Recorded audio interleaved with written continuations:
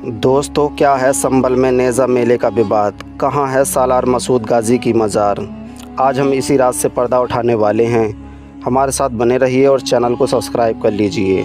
उत्तर प्रदेश के संभल में पिछले साल मस्जिद के सर्वे के दौरान हुई हिंसा में 4 लोगों की मौत हुई थी। तब से ही संभल लगातार सुर्खियों में है। अब पुलिस ने सैयद सालार मसूद गाज़ी की याद में लगने वाले नेज़ा मेले की अनुमति देने से इनकार कर दिया है। ये मेला हर साल होली के बाद आयोजित होता है। इस बार आयोजन समिति 18 मार्च को झंडा गाड़ने की योजना बना रही थी, जबकि मेला 25 मार्च से शुरू होता है। संभल के अतिरिक्त पुलिस अधीक्षक श्री चंद्र ने कहा है कि किसी भी आक्रमणकारी के नाम पर मेला नहीं लगेगा और ऐसा करने की कोशिश करने वालों पर सख्त कार्रवाई होगी। हालात को देखते हुए पुलिस ने इलाके में फ्लैग मार्च भी किया है। मेला आयोजन समिति के एक सदस्य ने नाम न बताने की शर्त पर कहा कि वे प्रशासन से मेले के आयोजन की अनुमति को लेकर बातचीत करेंगे और अगर ज़रूरत पड़ी तो कोर्ट का भी रुख करेंगे। समाजवादी पार्टी ने इस फैसले की आलोचना की है।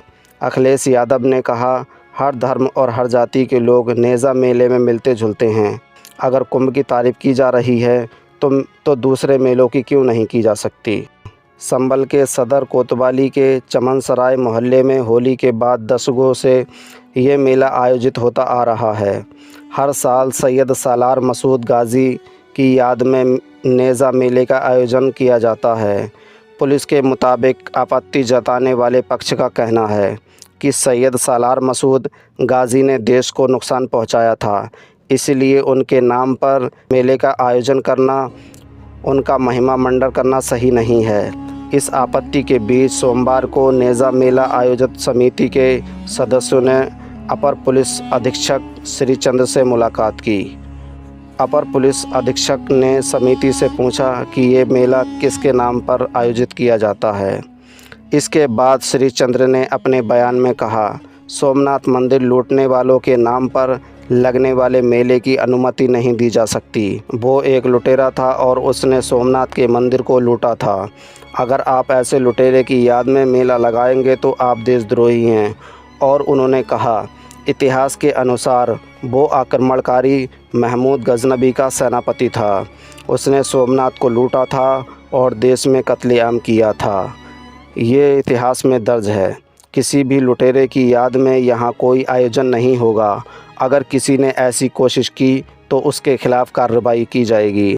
एएसपी के बयान पर जब बीबीसी हिंदी ने सवाल के एसपी कृष्ण कुमार बिश्नोई से बातचीत की तो उन्होंने कहा, एएसपी अपनी बात सही ढंग से रख सकते थे, लेकिन हमारी प्राथमिकता है कि कानून व्यवस्था बिगड़ने ना पाए। सांप्रदायिक तौर पर माहौल संवेदनशील है। शांति बनाए रखने की हमारी जिम्मेदारी है, वो हम कर रहे हैं। हम नहीं चाहते कि किसी कारण से कोई विवाद पैदा हो। सैयद सालार मसूद गाज़ी ने 11वीं शताब्दी में संभल के राजपूत राजा को जंग में हराया था। इसके बाद वे बहराइच की ओर चले गए, जहां कई राजाओं के साथ उनकी लड़ाइयां हुईं।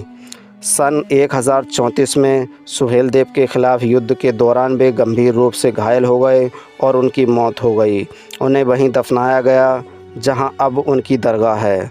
दरगाह समिति बहराइच के कबाउल्ला हबीब के मुताबिक जब सैयद सालार मसूद गाज़ी की वफ़ात हुई तब उनकी उम्र सिर्फ 18 साल 4 महीने थी। उन्हें सूफ़ी संत माना जाता है। सभी धर्मों के लोग इनके उर्स में आते हैं, जो हिंदू कैलेंडर के अनुसार जेठ के महीने में आयोजित होता है और लगभग 1 महीने तक चलता है। स्थानीय लोग उन्हें बाले मियाँ के नाम से भी जानते हैं और श्रद्धालु झंडा लेकर उनकी दरगाह पर चढ़ाते हैं। बहराइच के स्थानीय पत्रकार अजीम मिर्ज़ा के अनुसार सन 1034 में सैयद सालार मसूद गाज़ी की मौत के बाद संगा परासी नाम की जगह, जो अब बहराइच का हिस्सा है, उनकी कब्र बनाई गई थी। मिर्ज़ा ने बताया, सन 1250 में दिल्ली के सुल्तान नसरुद्दीन महमूद ने इस कब्र को मज़ार का रूप दिया। तब से वहाँ मेला लगता आ रहा है और जो लोग वहां जाते हैं उनमें से कुछ ने वहां से एक ईंट लेकर अपने गांव में भी मेला लगवाना शुरू कर दिया है। इस तरह करीब 1900 जगहों पर सैयद साहब के नाम का मेला लगता है। इस तरह करीब 1900 जगहों पर सैयद साहब के नाम पर मेला लगता है। बहराइच ज़िला प्रशासन की आधिकारिक वेबसाइट के मुताबिक ये इलाका भर घराने की राजधानी हुआ करता था। चीनी यात्री हैवसोंग और फहान के अलावा इन बतूतों ने भी इस स्थान की यात्रा की थी।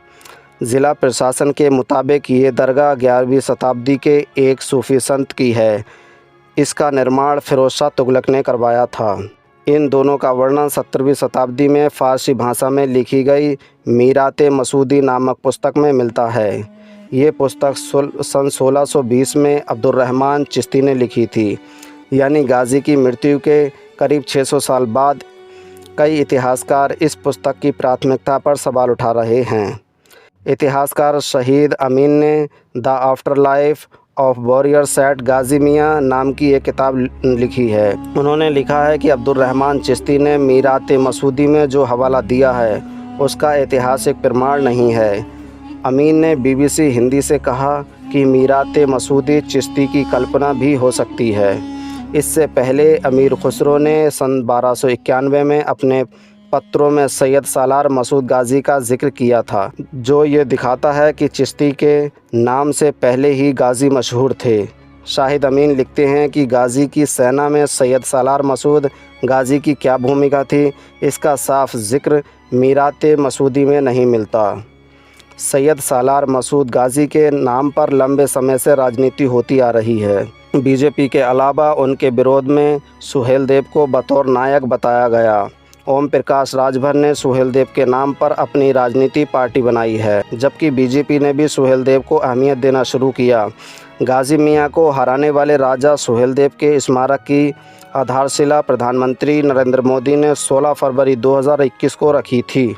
बीजेपी नेता अमित शाह ने 2016 से ही सुहेलदेव के बारे में बहुत कुछ कहा था। उत्तर प्रदेश में बीजेपी की नज़र राजभर समाज के वोटों पर रही है, जो सुहेलदेव को अपना पूर्वज मानता था। बीजेपी के नेताओं ने कई बार अपने भाषणों में सुहेलदेव को असली नायक बताते हुए गाज़ी का विरोध किया था। नवभारत टाइम के अनुसार मई 2024 में बहराइच में चुनाव प्रचार के दौरान मुख्यमंत्री योगी आदित्यनाथ ने कहा था, आज़ादी के बाद से महाराजा सुहेलदेव राजभर का अपमान होता आ रहा है। सोमनाथ मंदिर के गुनाहगार सालार मसूद गाज़ी को मौत के घाट उतारकर बहराइच में उनकी कब्र बनाने वाले महाराज सुहेलदेव को सम्मान नहीं दिया गया। अजीम मिर्ज़ा ने कहा, सैयद सालार मसूद गाज़ी को आक्रांता कहने की बात 2014 के बाद से ज़ोर पकड़ने लगी है। योगी आदित्यनाथ जब सांसद थे तब भी उन्होंने ऐसे शब्द का इस्तेमाल किया था। मुख्यमंत्री बनने के बाद उन्होंने महाराजा सुहेलदेव को अधिक अहमियत दी और राजभर समुदाय के नेताओं ने इस मुद्दे को भुनाना शुरू कर दिया। फ़िलहाल पिछले साल हुई हिंसा के बाद संभल में होली और रमज़ान की वजह से खबरों में था और अब एक बार फिर इस विवाद ने संभल को सुर्खियों में